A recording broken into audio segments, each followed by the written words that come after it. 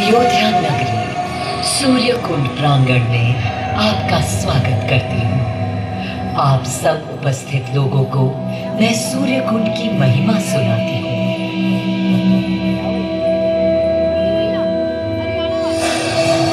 भारत की मिट्टी अनेकों दिव्य आत्माओं की जन्मस्थली है, पर आज मैं आपको कथा सुनाऊंगी भगवान विष्णु के उस अवतार की, जिनके अवतरण से मैं पावन हो गई सदा सदा के लिए। माँ कौशल्या की गोद में जन्म लिया मर्यादा पुरुषोत्तम श्री राम ने अधर्म के नाश के लिए, धर्म की विजय के लिए।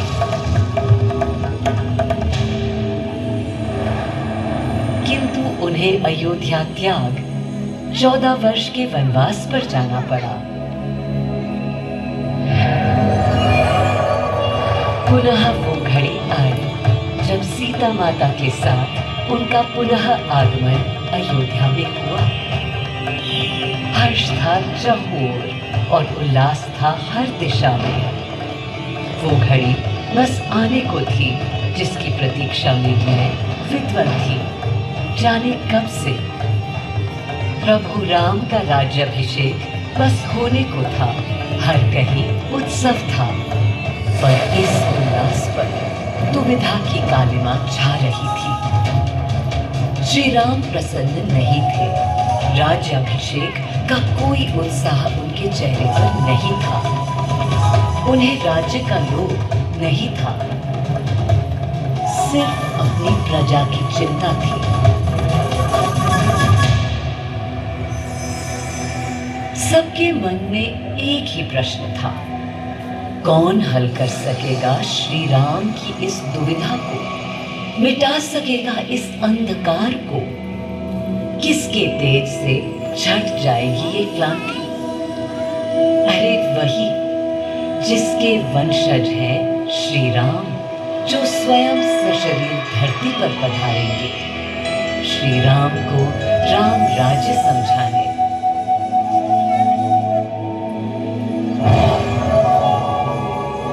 ये गाथा उस शक्ति पुंज की है जो पृथ्वी पर जीवन और सृष्टि का केंद्र था, है और रहेगा। वो अखंड शक्ति स्रोत जो दिशा दिखाता है सतत अनवरत, जिसने श्री राम का मार्ग प्रशस्त किया, आदि नारायण सूर्यदेव। अयोध्या वासियों को भी प्रभु श्री राम की इस दुविधा का आभास होने लगा था। देखा क्या? तुमने देखा क्या? कितने सकुचाई से श्री रघुवीर थे। पद की प्रसन्नता या तर्क निरप होने का ललक या उमंग कोई कुछ भी तो दिखी नहीं। मुकुट सामने रख कितने अधीर थे। वे तो थे अधीर नहीं, हाँ थोड़े गंभीर थे। सौम्य मुखमंडल पर निर्बलों की पीड़ा थी, दीन असहाय वंचितों का दर्द था। उनके लिए मुकुट अथवा राज सिंहासन वैभव का लोभ नहीं। अब कैसे सुखी दिखे जब तक सुखी सारे लोग नहीं। तब दिशा निर्देशन के लिए श्री राम ने स्वयं सूर्यदेव का स्मरण किया। श्री राम सूर्यदेव का आवाहन करने लगे। क्लांत मन से उन्होंने अपने पितामह को याद किया। मन असमंजस में था उनका। कर्तव्य की सही दिशा उन्हें सूझ नहीं रही थी। क्या उचित है प्रजा के लिए, उनके लिए, वंश के लिए, धर्म के लिए, शांति के लिए? इसी परामर्श के लिए अंतर्मन से उन्होंने सूर्यदेव को पुकारा।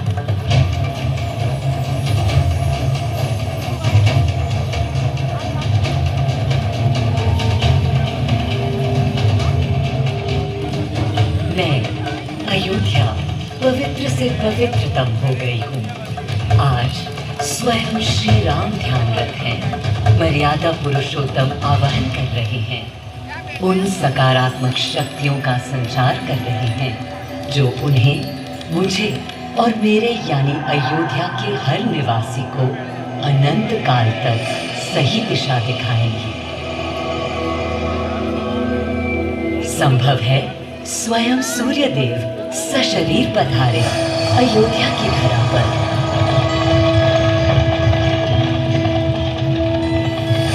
और देखो, श्री सूर्यदेव आने को हैं।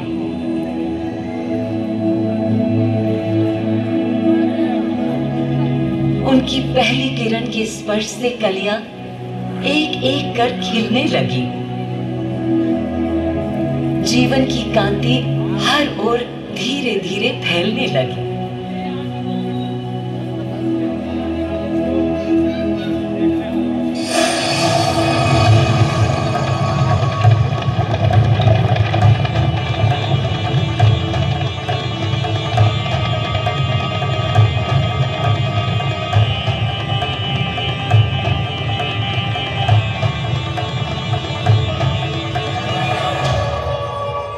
कितना अनोखा दिन है।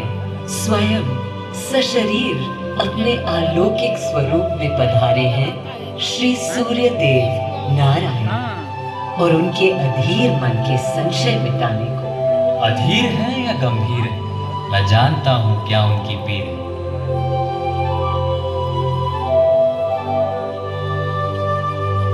माँ कौशल्या को प्रणाम। कहाँ है राम? अरे भूलूं ये बात कि कौन बड़ा है। आज्ञा हो तो आपके चरण छू लूं। अरे नहीं नहीं, ये क्या करते हैं आदि पुरुष? ऐसा अनुग्रह सर्वथा अनुचित है। राम वंशज हैं आपके, क्यों पाप का भागीदारी बनाते हैं पितामह? पितामह पितामह होंगे हम ब्रह्मलोक में, अब धरती पर जनलोक में आ गए हैं। आइए।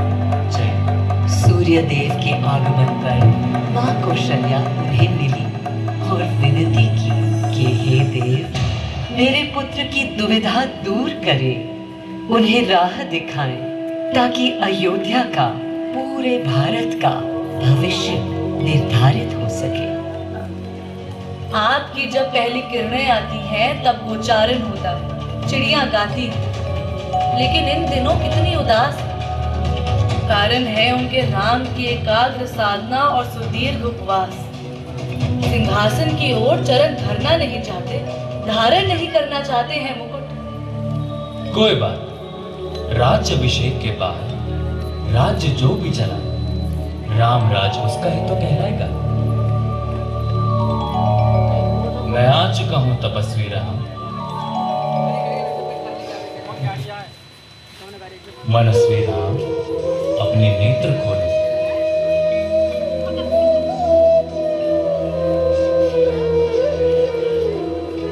प्रणाम पितामह, प्रणाम। प्रणाम मेरे राम, प्रणाम। पितामह, राम राज्य क्या है? राम स्वयं पूछ रहे हैं कि राम राज्य क्या है। पुनः नया प्रश्न है। अभी तो आप कह रहे थे जो भी मैं चलाएगा। कह रहा था कि राम राज्य में राम के लिए भी विधान होंगे। आदिदेव, कुछ अनुमान तो मुझे है, लेकिन अब आप बताइए क्या विधान है?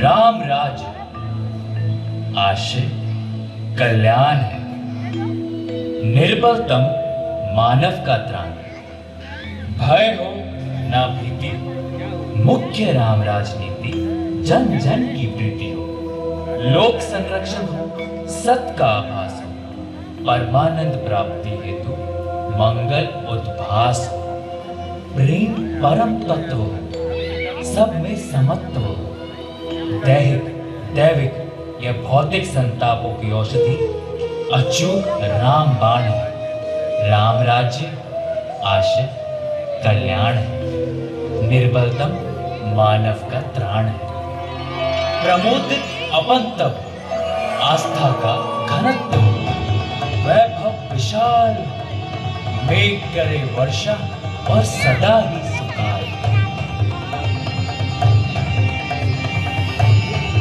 दिशाएं सब मस्त हो, जनपद के स्वस्थ हो, उपद्रव नाही, और ना कोई आतंक हो। कोई नहीं रंग हो, सुख ही सुख निशंक हो। प्रेम योग धर्म मूल प्राण है, राम राज आशय कल्याण है। मां कौशल्या, अभी ये मुकुट मात्र सोने का है। मैं इस मुकुट को राम के साथ सदा उपस्थित होने का बना देता हूं।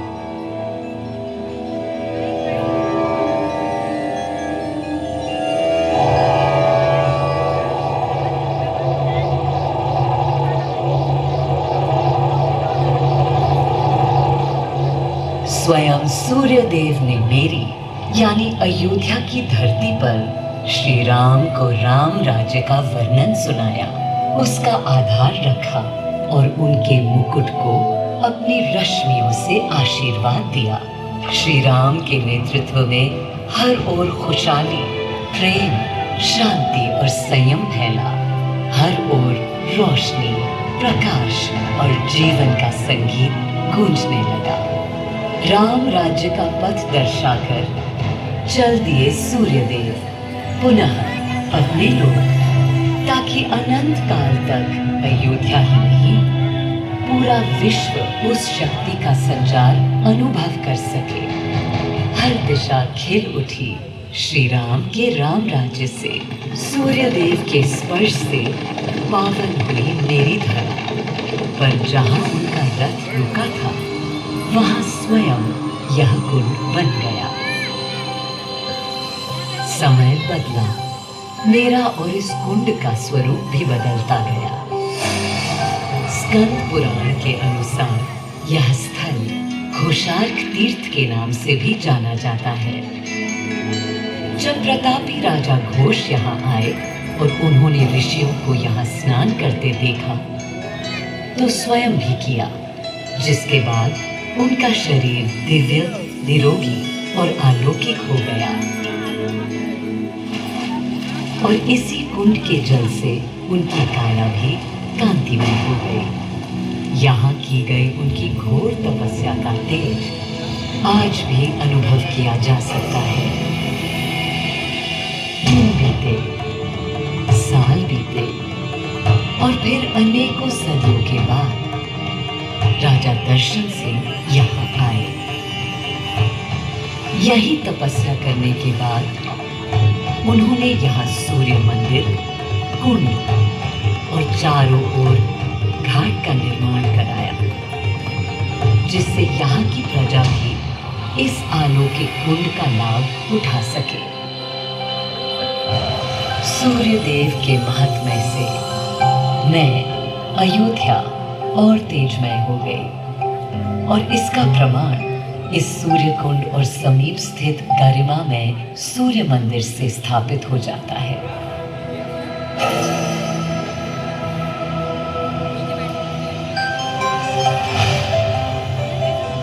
मैं अयोध्या इस हर्ष से भूली नहीं समाती कि मेरी ही धरती पर राम राज्य की आधारशिला रखी गई।